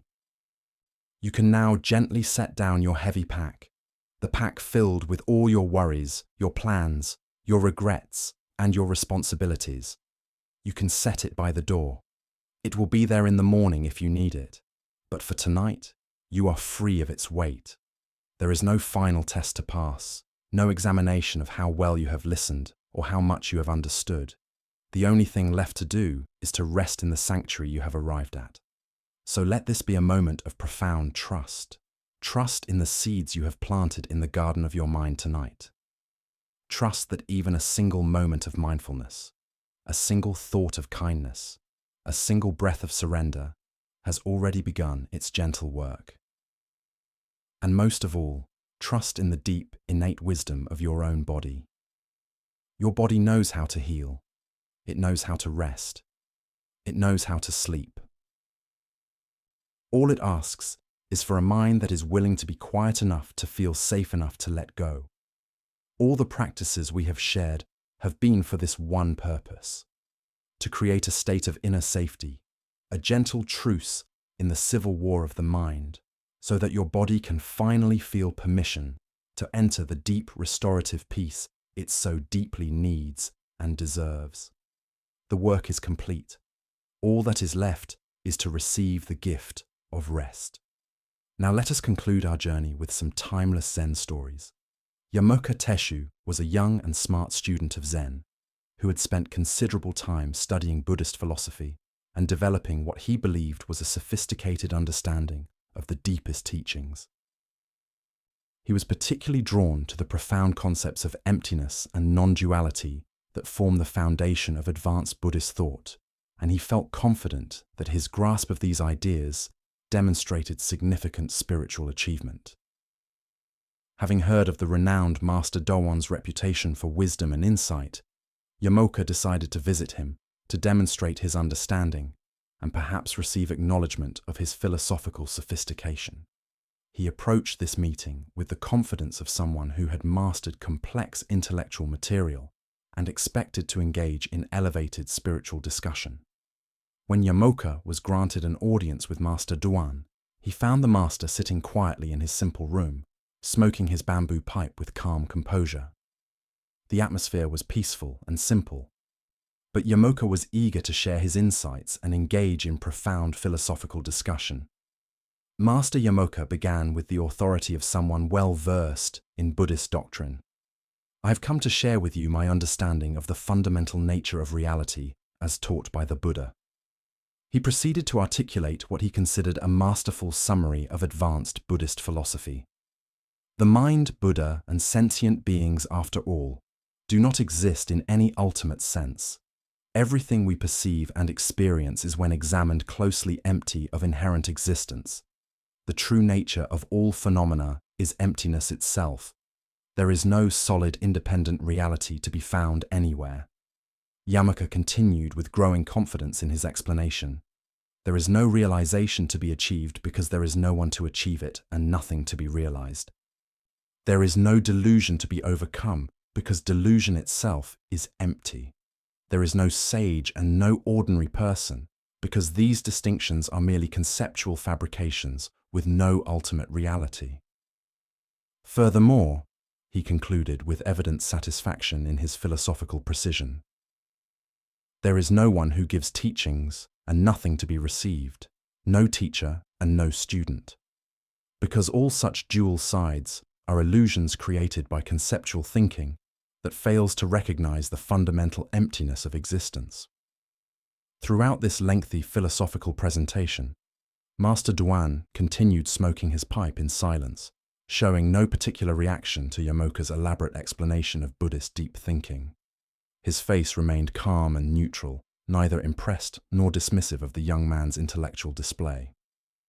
When Yamoka finished his speech and waited expectantly for some acknowledgement of his understanding, Master Duan made no verbal response.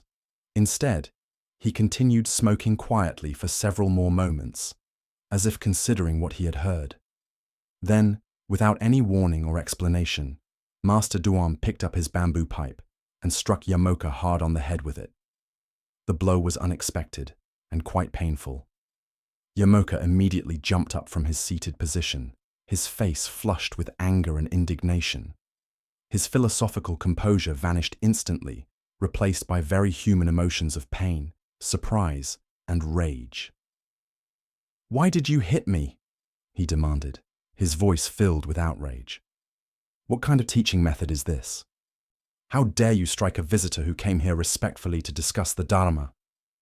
Master Duan looked at the angry young man with a slight smile, playing at the corners of his mouth. "If nothing exists," he said calmly, "where did this anger come from?" Yamoka stood there speechless, his entire philosophical framework suddenly revealed as inadequate to address his immediate experience. All his sophisticated understanding of emptiness and non-existence had dissolved the moment he encountered actual pain and genuine emotional reaction. His intellectual grasp of Buddhist concepts proved completely useless when faced with the direct reality of his own mind's responses. The Buddha taught, "Do not believe in anything simply because you have heard it. Do not believe in anything simply because it is spoken and rumored by many. But after observation and analysis, when you find that anything agrees with reason and is conducive to the good and benefit of one and all, then accept it and live up to it." This ancient wisdom illuminates the crucial difference between intellectual acceptance of spiritual teachings and authentic realization that transforms how we actually live. What emerges from this story is a teaching about the vast gap that can exist between conceptual understanding and embodied wisdom. Yamoka could explain sophisticated Buddhist philosophy with impressive precision, but his understanding remained purely intellectual rather than experiential. When challenged by immediate reality, his concepts offered no real guidance or stability. This tale unveils a pattern that appears frequently in spiritual development: the accumulation of spiritual knowledge that remains separate from actual transformation. We can study teachings about non-attachment while remaining deeply attached to our spiritual identity. We can understand theories about the illusory nature of the ego while defending our self-image with great intensity. We can master the vocabulary of enlightenment while remaining caught in the same emotional patterns we've always experienced. Master Duan's teaching method was both skillful and direct. Rather than engaging in abstract philosophical debate, he created an immediate situation that would reveal the difference between Yamoka's concepts and his actual level of realization. The pipe striking his head wasn't an act of aggression, but a compassionate teaching device designed to show the young man where his understanding remained merely theoretical. Why do we sometimes mistake intellectual comprehension for genuine spiritual attainment? The thinking mind is seductive in its ability to create elaborate frameworks that give us a sense of understanding and progress. When we can explain complex spiritual concepts fluently, we naturally feel that we've achieved something significant. But as Yamoka discovered, conceptual knowledge often proves inadequate when we encounter actual challenges to our calmness. The anger that arose when Yamoka was struck revealed the gap between his philosophical stance and his emotional reality. If he had truly realized the emptiness of existence he described so eloquently, physical pain and unexpected treatment wouldn't have triggered such an immediate and intense reaction. His anger demonstrated that despite his sophisticated rhetoric, his sense of self remained very much intact and reactive. Consider how this teaching might apply to your own spiritual or personal development. Are there areas where your intellectual understanding exceeds your actual capacity to embody what you know? Perhaps you understand the principles of mindfulness while still becoming lost in anxious thoughts during stressful situations. Maybe you believe in the importance of compassion while finding yourself harshly critical of people whose behavior annoys you. This pattern appears beyond formal spiritual contexts in any area where knowledge and practice differ. We might understand the psychology of healthy relationships while still falling into unhelpful communication patterns during conflict. We could know a great deal about nutrition and exercise while maintaining habits that don't support our well-being. The pipe in this story represents any experience that tests whether our understanding has moved beyond the conceptual level into genuine embodiment. These tests often arrive unexpectedly. A criticism that triggers defensiveness, a setback that reveals hidden attachments, or a conflict that exposes the gap between our spiritual ideals and our actual responses. Zen Buddhism emphasizes direct experience over intellectual knowledge precisely because concepts alone cannot transform consciousness. We can study meditation techniques extensively, but sitting quietly with a restless mind for 20 minutes often teaches us more about the nature of awareness than reading countless books about mindfulness theory. Master Duan's question, "Where did this anger come from?" pointed directly to the contradiction between Yamoka's philosophical position and his immediate experience. If nothing truly exists, including the self, that could be offended, then anger should have no basis for arising. The fact that anger did arise so quickly and intensely revealed that Yamoka's realization of emptiness remained conceptual rather than experiential. The Buddha said, "However many holy words you read, however many you speak, what good will they do you if you do not act upon them?" Yamoka had absorbed many holy words about emptiness and non-existence. But his reaction to the pipe demonstrated that these words hadn't yet transformed his actual relationship to experience. What's remarkable about this teaching encounter is how quickly it revealed the truth of Yamoka's situation.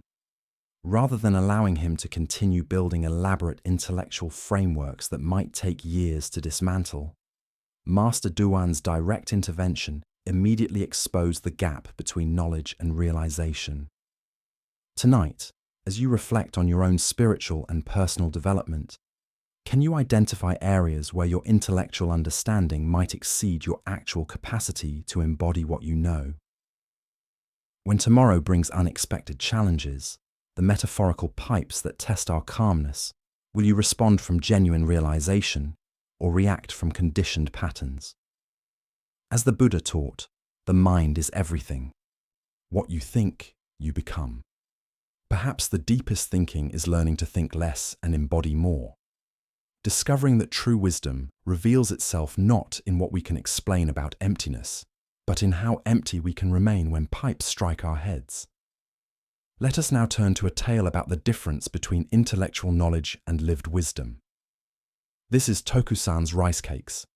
Tokusan was renowned throughout the land as a brilliant scholar of the Diamond Sutra, one of the most profound and complex texts in all of Buddhism. He had spent decades studying its every line, memorizing its intricate philosophical arguments, and writing extensive commentaries that other scholars praised for their depth and sophistication.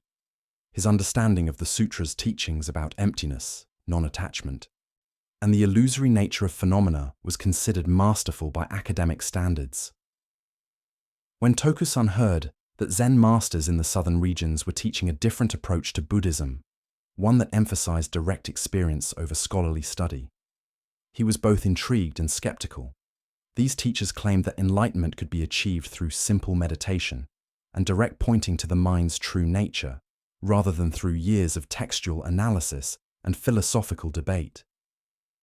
Convinced that these southern teachers were misguided and that they were leading people away from the Buddha's true teachings, Tokusan decided to journey south to challenge them in formal debate. He was confident that his superior knowledge of the scriptures would easily expose their shallow understanding and return them to proper Buddhist study. He packed his extensive collection of commentaries and scholarly works into a large traveling case and set out on the long journey. The weight of his books slowed his progress, but he was determined to bring these important texts with him as ammunition for the intellectual battles ahead.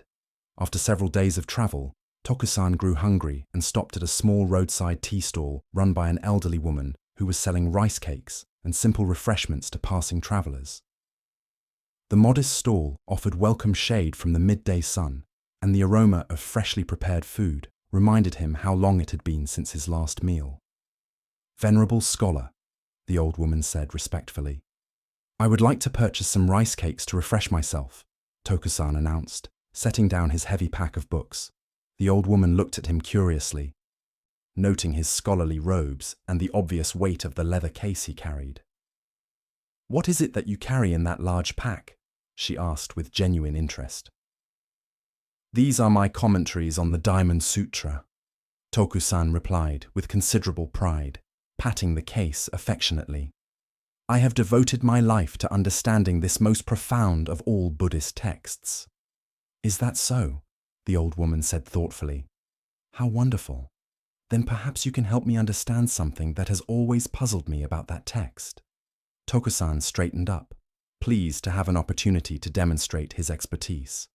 "I would be honored to answer any question you might have about the Diamond Sutra." The old woman smiled gently. "If you can answer my question correctly, I will give you the rice cakes for free. If you cannot provide a satisfactory answer, I am afraid you'll need to find refreshment elsewhere." Tokusan, completely confident in his scholarly mastery, readily agreed to this arrangement. What question could a simple tea stall operator possibly pose that would challenge his decades of study? The old woman then quoted directly from the sutra that Tokusan had spent his life analyzing. The Diamond Sutra teaches us that the mind of the past cannot be held, the mind of the present cannot be held, and the mind of the future cannot be held. If this teaching is true, venerable scholar, which mind do you intend to refresh with my rice cakes? Tokusan was struck speechless. All his years of sophisticated analysis, all his elaborate theoretical frameworks, all his profound commentaries suddenly seemed utterly useless in the face of this simple, direct question. He stood there in stunned silence, unable to produce any answer at all. The old woman waited patiently, but it became clear that the great scholar had no response to offer. With gentle compassion, she explained that he would need to continue his journey without refreshment from her stall. Humbled and confused, Tokusan gathered his books and continued walking, but his confidence was completely shattered. He realized that his intellectual understanding was a world away from the direct lived wisdom that this simple woman possessed. His scholarly knowledge had prepared him to discuss Buddhist philosophy, but not to embody its essential truth. As the Buddha understood, the finger that points to the moon is not the moon. What emerges from this story is the crucial distinction between conceptual understanding and direct realization, between knowing about truth and being truth. This tale unveils a pattern that extends far beyond Buddhist scholarship into every area of human learning and development. We often confuse our ability to explain something intellectually with actually understanding it in a way that transforms how we live.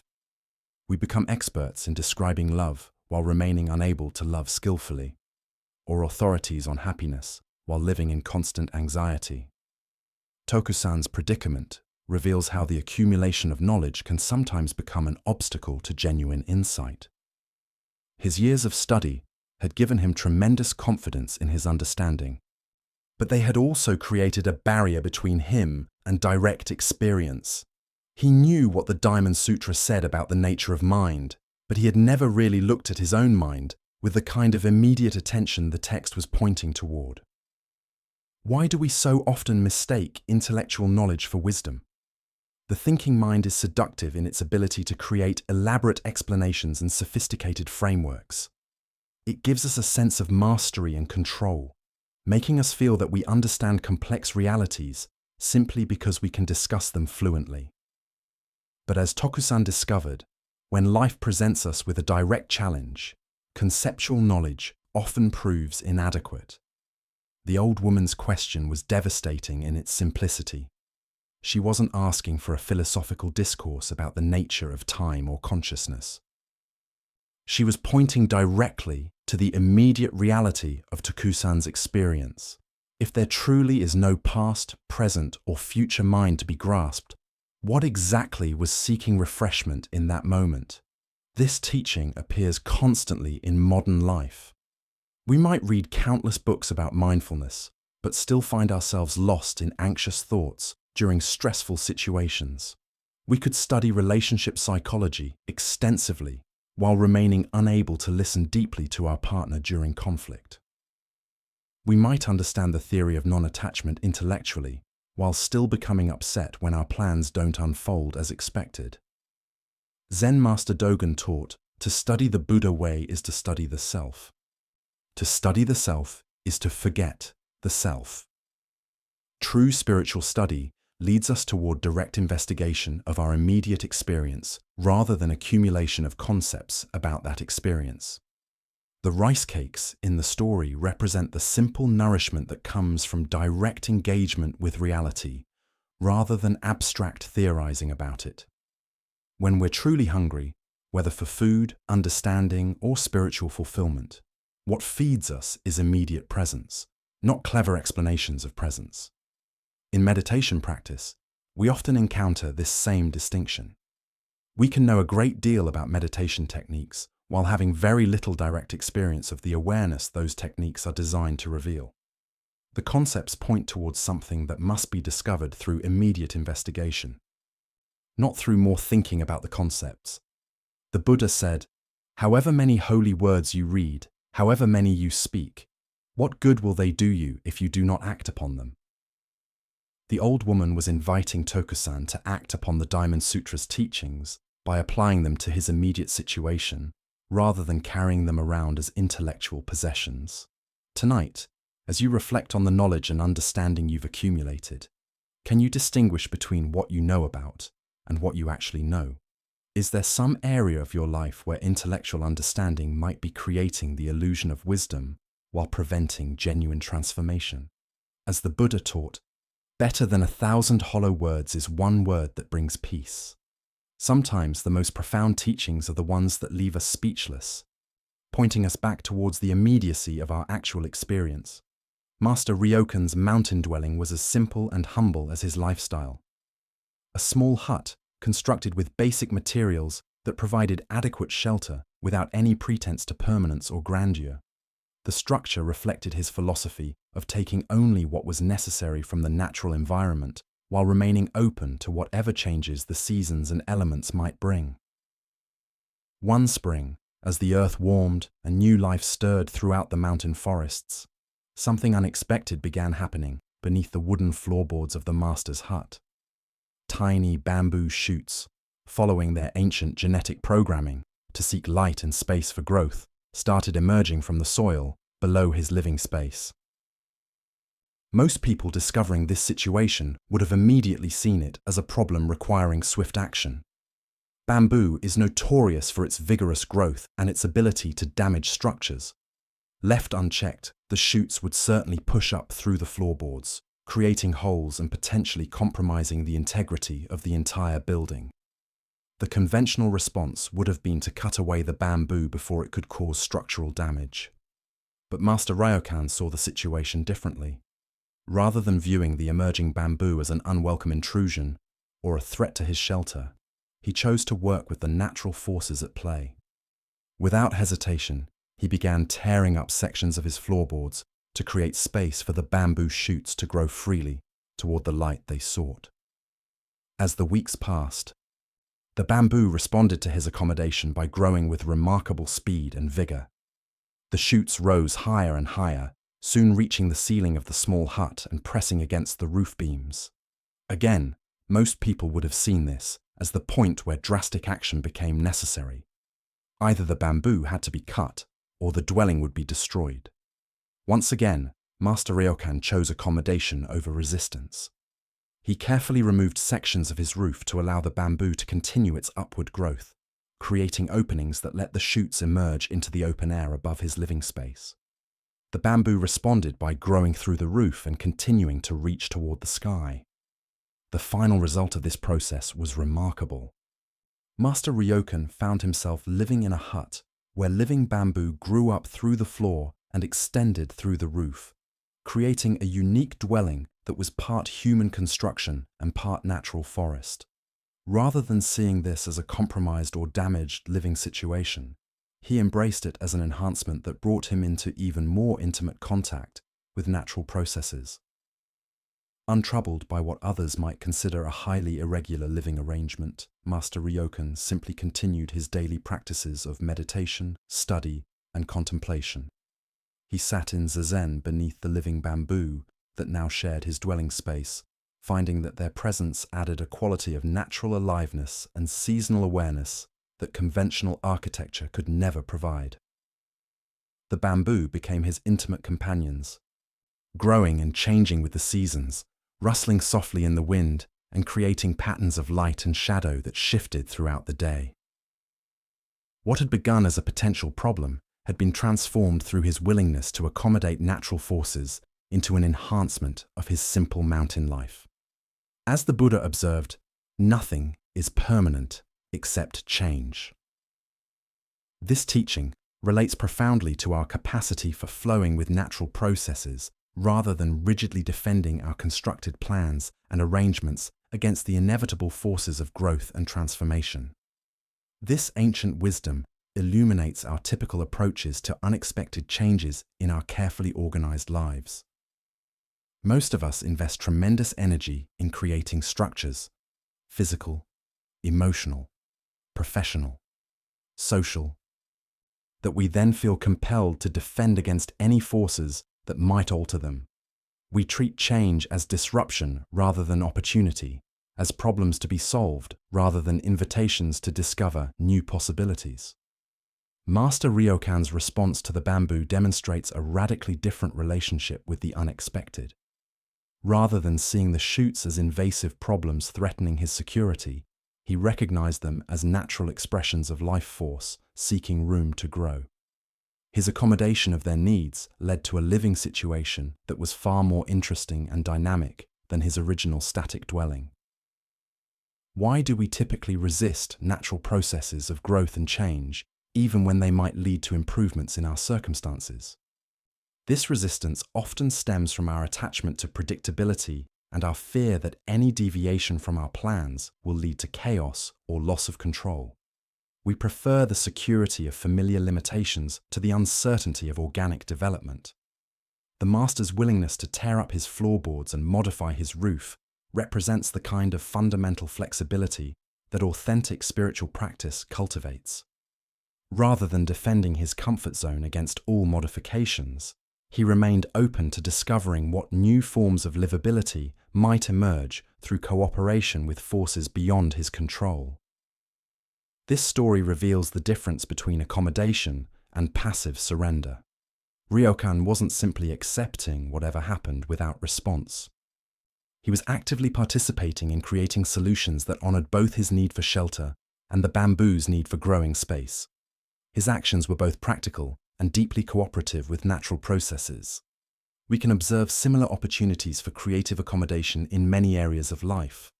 The parent whose carefully planned family routines are disrupted by a child's unexpected interests or needs. The business owner whose established procedures need modification to accommodate changing market conditions. The individual whose life plans are altered by unforeseen circumstances that could lead to entirely new possibilities. Zen practice cultivates what might be called adaptive wisdom. The ability to work creatively with whatever emerges rather than rigidly defending predetermined structures against natural processes of change and growth. This requires a fundamental trust that flow and adaptation often lead to outcomes superior to our original fixed plans. The image of Master Ryokan meditating beneath living bamboo that grew through his dwelling represents a profound teaching about integration with natural rhythms.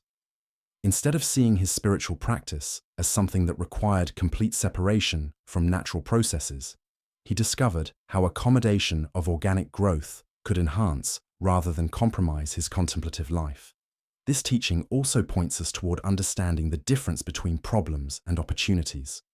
The bamboo shoots initially appeared to threaten the master's shelter, but his willingness to work with them creatively transformed potential destruction into unusual enhancement.